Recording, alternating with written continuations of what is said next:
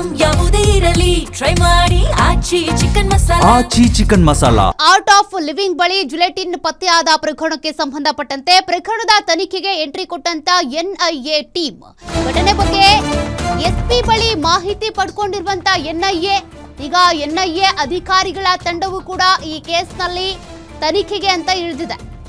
ಘಟನಾ ಸ್ಥಳಕ್ಕೂ ಭೇಟಿ ನೀಡಿ ಪರಿಶೀಲನೆ ಮಾಡಿದಂತ ಎನ್ಐಎ ಅಧಿಕಾರಿಗಳು ಈಗಾಗಲೇ ಬೆಂಗಳೂರು ದಕ್ಷಿಣ ಪೊಲೀಸರು ಜಂಟಿ ಕಾರ್ಯಾಚರಣೆ ಮಾಡ್ತಿದ್ದಾರೆ, ತನಿಖೆಯನ್ನ ನಡೆಸ್ತಾ ಇದ್ರು.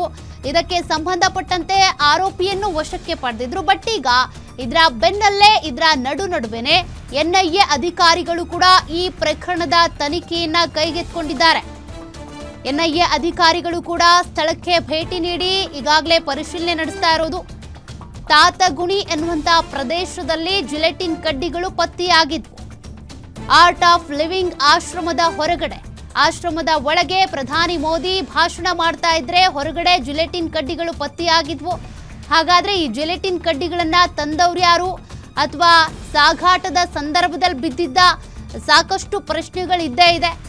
ಮತ್ತೊಂದು ಕಡೆಗೆ ನೋಡಿದ್ರೆ ಆರೋಪಿ ಮಾನಸಿಕ ಅಸ್ವಸ್ಥ, ಆತನನ್ನ ಮುಂದಿಟ್ಕೊಂಡು ಬೇರೆ ಯಾರಾದ್ರೂ ಈ ಕೃತ್ಯವನ್ನ ಎಸಗಿದ್ರ? ಈ ಎಲ್ಲಾ ಆಯಾಮಗಳಲ್ಲೂ ಈಗ ತನಿಖೆ ನಡೀತಾ ಇದೆ. ಸದ್ಯ ಎನ್ಐಎ ಅಧಿಕಾರಿಗಳು ಕೂಡ ಈ ಪ್ರಕರಣಕ್ಕೆ ಸಂಬಂಧಪಟ್ಟಂತೆ ಈಗ ಮಾಹಿತಿಯನ್ನ ಪಡ್ಕೊಳ್ತಾ ಇದ್ದಾರೆ.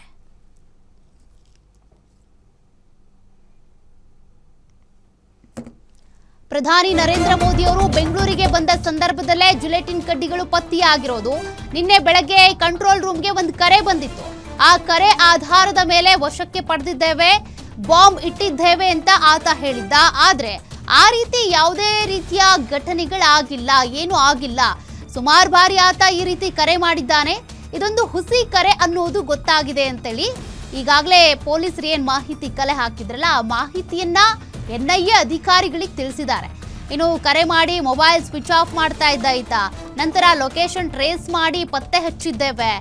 ಆಗ್ನೇಯ ವಿಭಾಗ ಹಾಗೂ ಸಿಸಿಬಿ ಪರಿಶೀಲನೆ ಮಾಡ್ತಿದೆ. ಈ ರೀತಿ ಹುಸಿ ಕರೆ ಮಾಡೋದು ಗಂಭೀರ ಅಪರಾಧ. ಕೋರಮಂಗಲ ವ್ಯಾಪ್ತಿಯಲ್ಲಿ ವಾಸವಾಗಿದ್ದಾನೆ ಆತ.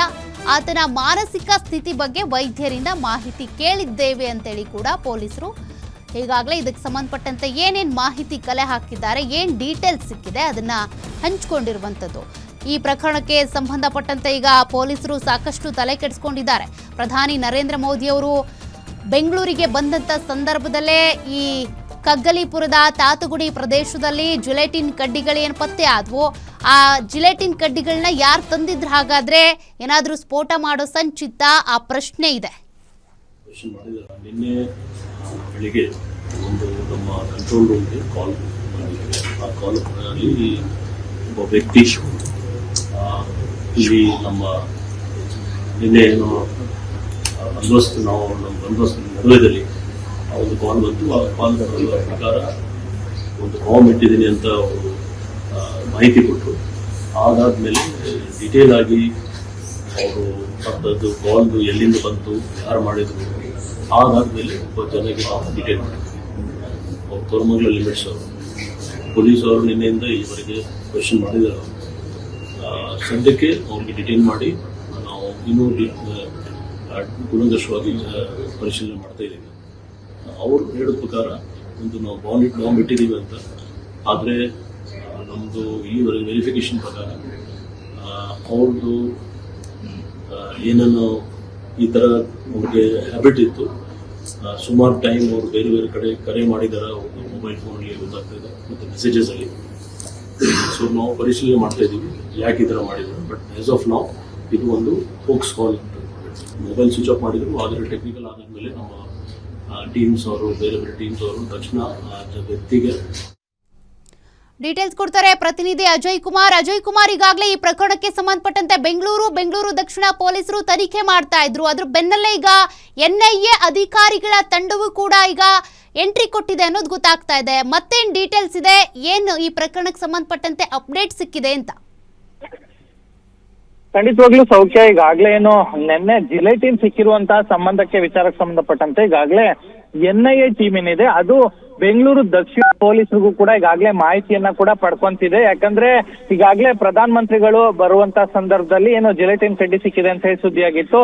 ಹೀಗಾಗಿ ಅಲ್ಲಿರುವಂತ ಏನೋ ಹೋಮ್ ಇಲಾಖೆ ಆಗಿರ್ಬೋದು, ಜೊತೆಗೆ ಇಲ್ಲಿರುವಂತ NIA ಆಗಿರ್ಬೋದು, ಜೊತೆಗೆ ಕೆಲವೊಂದು ಇಂಟೆಲಿಜೆನ್ಸ್ ಬ್ಯೂರೋಗಳು ಕೂಡ ಈಗಾಗಲೇ ಏನೋ ಅಲ್ಲಿ ಇರುವಂತಹ ಕೆಲವೊಂದು ಘಟನೆ ಬಗ್ಗೆ ಆಗಿರುವಂತ ವಿಚಾರಗಳ ಬಗ್ಗೆ ಕೂಡ ಈಗಾಗಲೇ ಮಾಹಿತಿಯನ್ನು ಕೂಡ ಪಡ್ಕೊಳ್ತಿದೆ.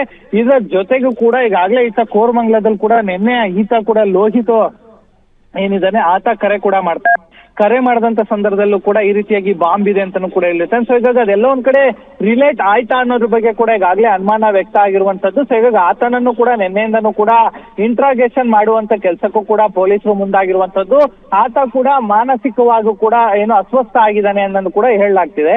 ಆ ವಿಚಾರಕ್ಕೆ ಸಂಬಂಧಪಟ್ಟಂತೆ ಆತ ಮೆಡಿಕಲ್ ವಿಚಾರವಾಗಿ ಡಾಕ್ಯುಮೆಂಟ್ಸ್ ಆಗಿರ್ಬೋದು, ಮತ್ತೆ ಈ ಹಿಂದೆ ಕೂಡ ಅವನು ಬೇರೆ ಬೇರೆ ಕಡೆ ಚಿಕಿತ್ಸೆ ಕೂಡ ಪಡ್ಕೊಂಡಿದ್ದ ಇದೇ ವಿಚಾರಕ್ಕೆ ಅಂತಾನು ಕೂಡ ಹೇಳಲಾಗ್ತಿದೆ.